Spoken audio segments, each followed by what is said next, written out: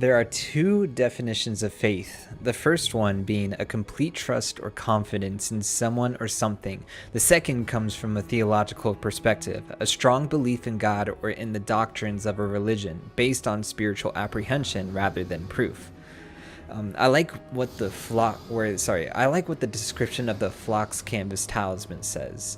It says the figures represent the flock at prayer. Their firm belief in the intangible, inspiring even the solitary founder of their religion. What is faith if not an affirmation? Why would we have faith in something tangible, meaning sustainably real or material? Faith is an exercise. It's like a muscle, so to speak. It needs to be exercised like the muscles in our physical bodies, because if it is not put under pressure or strain, then it remains weak. The practicing of faith allows us to have a foundation for us to stand on in our lives. Without a foundation, we find ourselves struggling to keep ourselves from drowning in the depths of the challenges and strains of human life. Some good examples of faith are found in many places. All Might's battle between All for One and My Hero Academia, a duel of the fates. Not the best example because it's My Hero, but it's one of my favorites. I'm not one of those sweaty fanboys, but anyways, from my perspective, if it was not for the people of Japan's faith in the Great All Might, I don't think he would have ended that fight with that United States of Smash, right? Another example of unwavering faith could be found in someone we encounter right before we start our new journey in the DLC, in the Land of Shadow, Needle Knight Letta. To have such faith in Nicola despite his charm being broken is a testament to her life. Though she may have massacred her comrades and many others who simply don't want to follow Nicola's order of compassion, it was her unwavering faith that was never toppled. And my favorite example, personally, comes from a story in the Bible of David and Goliath. And yes, I know we've all heard this one in either Sunday school or just wherever. It's just a young boy with only a slingshot against a 9-foot giant that has the ability to tear a young David in two. But I really like this example of unwavering, affirming faith because Goliath had all the smack talk going on with David and his people mocking his God. But David's unwavering trust in God was the weapon that struck Goliath down, not the slingshot. And so because of that, leading to him, Goliath, meaning being beheaded by such a young boy. And that's where that intro I wrote out ends. And this is the part where I get to just blabber on, which is my favorite part. So, yes, is 99 faith enough faith for the Euporia? Absolutely not. I don't think there's such thing as too much faith. I wish we could have more than 99 faith, but you know, it is what it is. We can only use what we have in this game. But yes, hello YouTube. Welcome to my channel. My name is Scrub. I'm an Elden Ring invader. I started invading in the beginning of 2023, and I am aspiring to become a very skilled bad red man. And so I have faith in this journey, despite it being absolutely cooked, being Elden Ring invasions. But it is what it is. We just gotta have faith that I will continue to improve and make fun and optimized builds for you guys to try for yourselves and to either play PvE or PvP with. So this is a all for, or one for all kind of thing, I guess, going back to the crappy My Hero whatever. So yeah, anyways, hey, what's up? So obviously this is a build, just a faith build, just a pure faith build, the ultimate faith Chad build with 99 faith, and the weapon that we're using is the Euporia. And my goodness, it is now one of the most well-respected weapons in this entire game right now. It was so looked down upon when this DLC came out, and it was such a cool and niche weapon with such like a fascinating gimmick to it. And FromSoft totally dropped the ball on it, but I'm glad that they recognized what was wrong with it and gave it the love that it needed, because oh my gosh, this weapon is so unbelievably strong now. The Ash of War is so good. Now, I can't really say in detail what the weapon buffs are, so I'll probably leave a source to whatever the patch changes are or whatever, or I'll probably just link Chase the Bros video on it because he's very good at explaining those things and I'm not. But the best explanation I can give to those who are unfamiliar is that the Euporia, now it takes well, there's like a charge to it. There's like this afterglow that you get after succeeding a certain number of attacks on whatever enemy. So it gives like a holy damage boost. So the number of attacks required to get that holy damage buff is reduced, and the damage add-on is even bigger. And so it's super powerful, especially with the build that I'm rocking, especially with 99 faith. And I just love Twin Blades because of, I don't know, they're good trade machines when put in the right circumstances. But I mean, with 99 faith, I think I'm rocking like 760 damage just two-handing it, which is absolutely insane. So yeah, it's fun to use, especially after patch 1.13. So there's been a lot of changes towards Elden Ring PvP. I was feeling very, going back to faith, I was feeling very unfaithful in the state of PvP and in just From Software. I think they, I don't know, patch 1.12.3, whatever the last patch was, I don't know. There is a lot of missing pieces towards the completed puzzle, which is Elden Ring PvP, and I consider it a puzzle because my goodness, they just can't get it right, man. And as much as I can point fingers and say, do better, FromSoft, I really can't, because I might as well just have a rather optimistic attitude towards this game and just try to just use whatever I can to the best of my ability.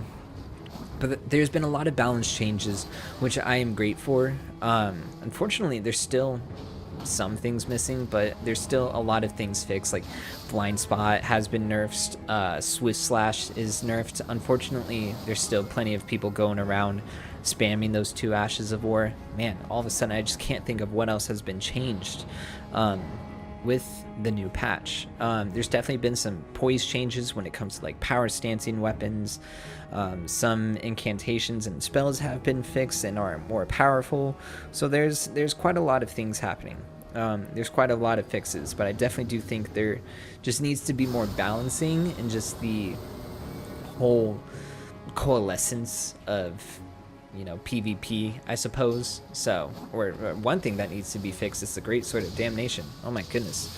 But I don't think we will ever see that fixed. So, just with the DLC, and I've said this in numerous videos so far, it's like there's a lot of new things that make anime, or I mean, make PvP feel more anime-like. Very flashy, fun, bright things are happening. And I get it. It's cool to pretend you're in an anime, but if a lot of these tools and weapons and magic things are just insanely overtuned to where it's like you can delete players so easily, it's like, I don't know, it's something that has been overlooked. But otherwise, you know, patch 1.13 is definitely a good start towards the right direction. I just hope that if the community continues to just raise their voice about the state of PvP, then I think FromSoft will eventually recognize the detriment that is, you know, the state of this game. Because, you know, the game's been out for over 2 years now, and people are still playing the DLC, but time's gonna pass, and the lifespan of this game will start to dwindle. So I'm probably gonna make a video on my assessment about like the lifetime of the Elden Ring PvP and just how the community is going to die, whether relatively soon or either relatively far. We'll see. We'll have to see. So I'm definitely going to make an assessment video about that. So stay tuned. Otherwise, yeah, so I guess we can get into this build, supposedly. First, I want to get into the lore of it, because it's I don't know. I'm actually kind of having fun making lore for these little guys that I make on Elden Ring, because I'm an Elden Ring PvP YouTuber. And, you know, it's a Japanese role-playing game, so we might as well make the use of role playing and give this guy some roles and play as him. So the thing is, I'm very good at improvising. I wouldn't consider myself a fake it till you make it. I definitely was in high school, but I definitely am good at improvising. But the emphasis of who this character is started by simply the poise that I need for this build.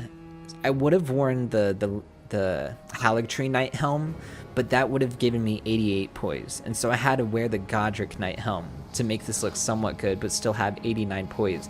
I don't know why the new poise breakpoint for tanking the second hit of light weapons is now 89 when it was 88, because now it's like the fashion has changed, so now I have to be optimized in a different way, but it is what it is. So going back to Faith, we all know the dialogue, or like the little monologue that Godric has when we kill him, like, we'll return to our home bathed in rays of gold, and like that's Faith thinking that he's going to return to his home bathed in rays of gold or whatever. And this guy, who's a Godric Knight, he's been with Godric for quite a while, and he said, you know what, dude, I'm done putting my faith in you. We are not in our home bathed in rays of gold. I am going to go find my own gold.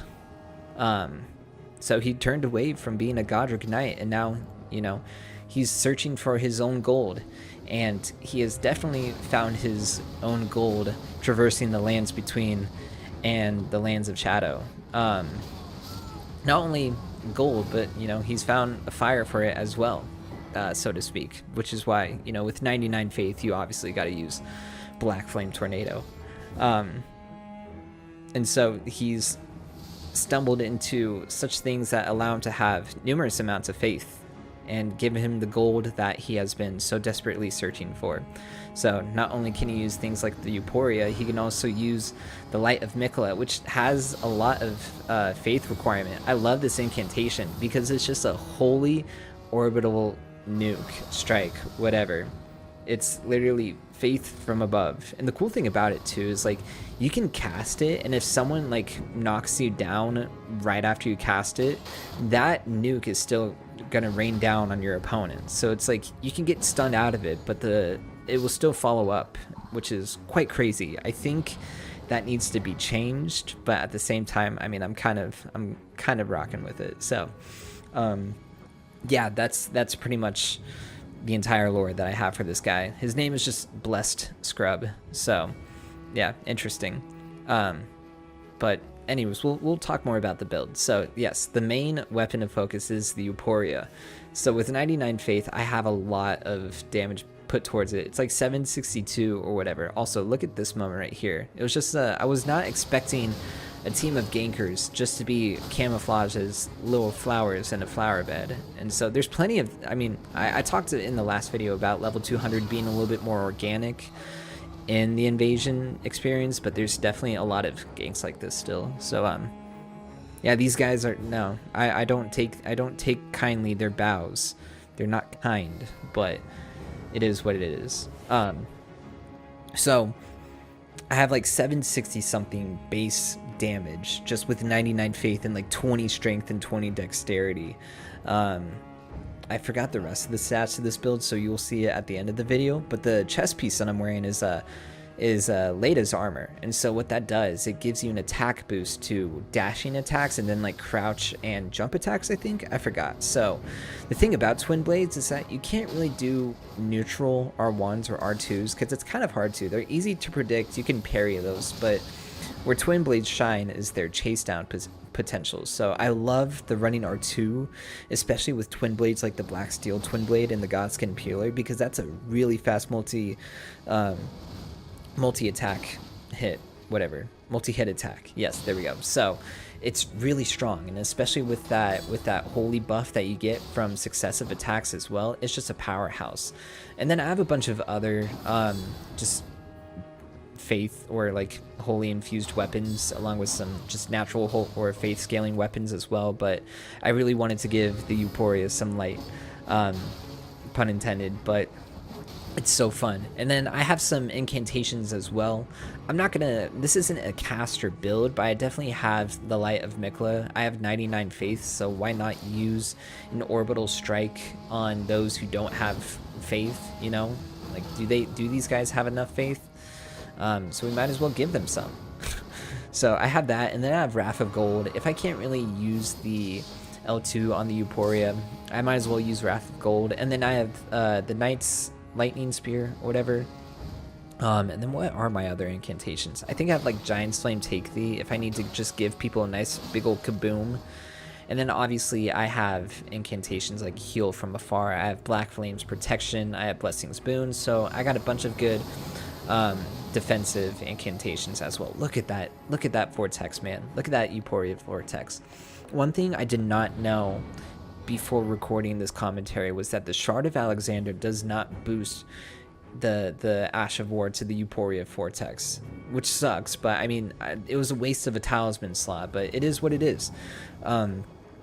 It's still very powerful, so I'm excited for you guys to see the next video and to see the Euporia in more action. So interesting, because this video is almost over and I didn't really get to talk much about the build. It was just kind of I don't know. I don't think that commentary needs to necessarily be about gameplay all the time.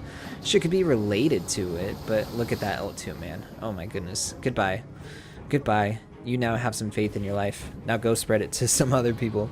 But yeah, commentary doesn't need to necessarily be about everything in regards to the game. It could be about other things too, as long as it's in relation to, you know, the topic of this video, which is, you know, the Euporia and a faith build. So this is the ultimate faith Chad build, and you guys are ultimate faith Chads for making it to the end of this video. So thanks so much for watching. Here are the stats, here are the incantations that I used, here are the weapons and talismans that I used as well.